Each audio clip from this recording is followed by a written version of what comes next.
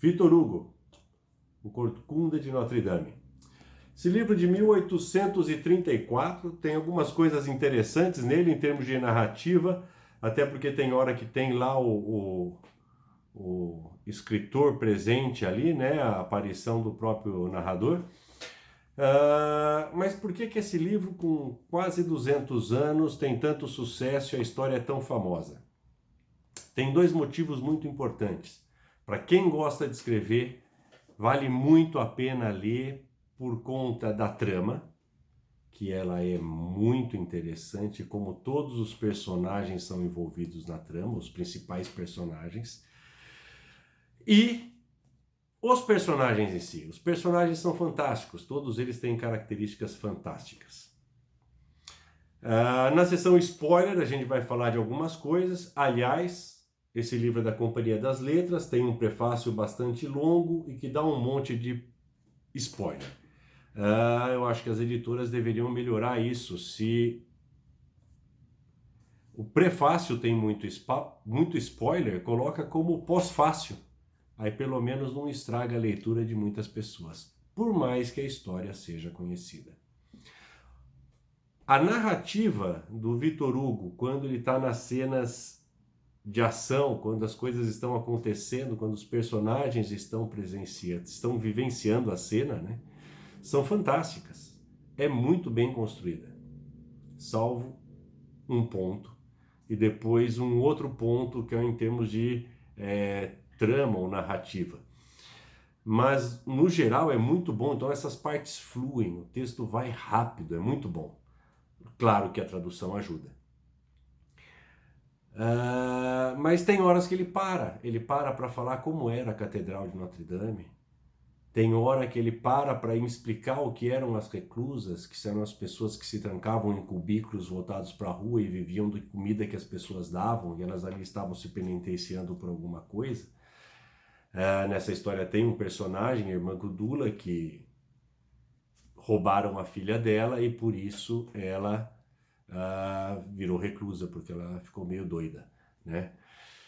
Mas aí ele faz um capítulo, um livro inteiro só para explicar o que eram essas pessoas. Aí ele faz um outro capítulo explicando como era Paris vista do alto naquela época, porque o livro foi escrito em 1834, mas ele se passa em 1482. Vamos entrar na seção spoiler, né? Os personagens principais são Gringoire, é o primeiro que aparece, mas ele é aquele avoado, perdido no mundo. Depois a gente tem um dos principais, que é o Claude, que é o arquidiácono, que é pai adotivo do Quasimodo, que é o Corcunda de Notre Dame. Tem o irmão do Claude, que é o Jean, ele tem uma participação, mas ele não é tão principal. Aí a gente tem o Phoebus e temos a Esmeralda. É uma bagunça de amores únicos ali, né? A Esmeralda é apaixonada pelo Phoebus, que na verdade quer casar com alguém que possa fazer ele subir socialmente.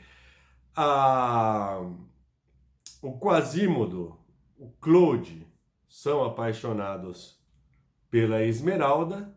E o Gringoire, que acabou até casando lá no meio da bandidagem junto com a Esmeralda, porque a Esmeralda salva o Gringoire, mas ele não tá muito aí com nada, não. Há partes que eu não gostei, que ficaram muito difíceis, né? Uma delas é quando o Phoebus vai encontrar com a Esmeralda lá devia ser uma pousada, né? Um mini hotel. Ele não tem dinheiro, ele tá sem dinheiro porque ele bebeu tudo, mas ele não tá bêbado, né?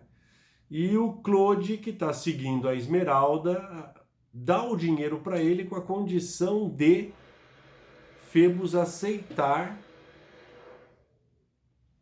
que o Claude se esconda num armário e veja o que está acontecendo no quarto. É claro que o Claude está disfarçado, está com uma capa, então o Phoebus não vai reconhecê-lo como sendo o Claude, o arquidiácono. E ele aceita.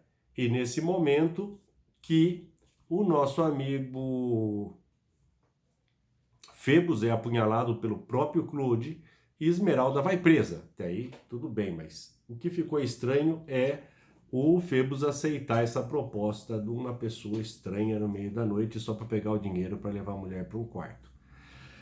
Bom, até aí tudo bem, mas depois a Esmeralda é culpada do assassinato de Febos, que na verdade não morre, mas ela é condenada, e ela é condenada à forca.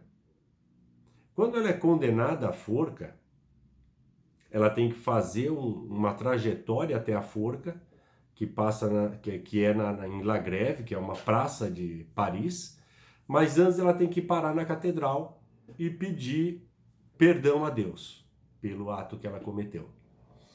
E quando ela está na frente da igreja, o corcunda sequestra ela e leva para dentro da catedral pedindo asilo, que era uma coisa comum na época as pessoas pedirem asilo dentro da igreja, que é como hoje você pedir asilo numa embaixada, mas o que acontece? Você não pode sair de lá que você é preso. Então era isso que acontecia. Só que lá na frente do livro, a Esmeralda ela era protegida da bandidagem, ela era uma cigana, né? Chamava egípcia no livro, e ela era protegida de toda a bandidagem de Paris. E depois há uma tentativa, lá na frente tem uma tentativa de resgate por parte da bandidagem, porque o Claude incita o Gringoire a convencer a bandidagem a resgatar a Esmeralda. Bom, a Esmeralda não precisava que ninguém convencesse a bandidagem para ela ser resgatada. E a bandidagem ia perceber que ela sumiu, o tempo que demorou o processo todo, então eles com certeza teriam resgatado ela antes que o Quasimodo a levasse para dentro da catedral.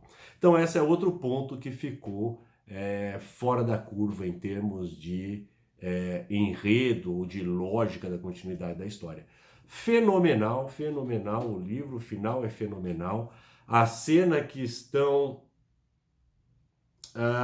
Claude e o Quasimodo na torre da Notre Dame, vendo de longe a execução da Esmeralda, é quando o Victor Hugo poupa o leitor da ferocidade da cena, né? Então ele coloca a gente à distância, mas ao mesmo tempo coloca os dois apaixonados por ela juntos. Então é uma coisa muito bacana. Vale a pena ler? Vale. Valeria a pena uma editora pegar e condensar e colocar só a história, só o que tem o enredo, tirar essas partes que são um pouco desnecessárias no livro. Vale como história, histórico, mas não como história dentro do enredo. Pessoal, muito obrigado, vale a pena ler. Quem quiser, só não leia o prefácio. O prefácio é sacanagem.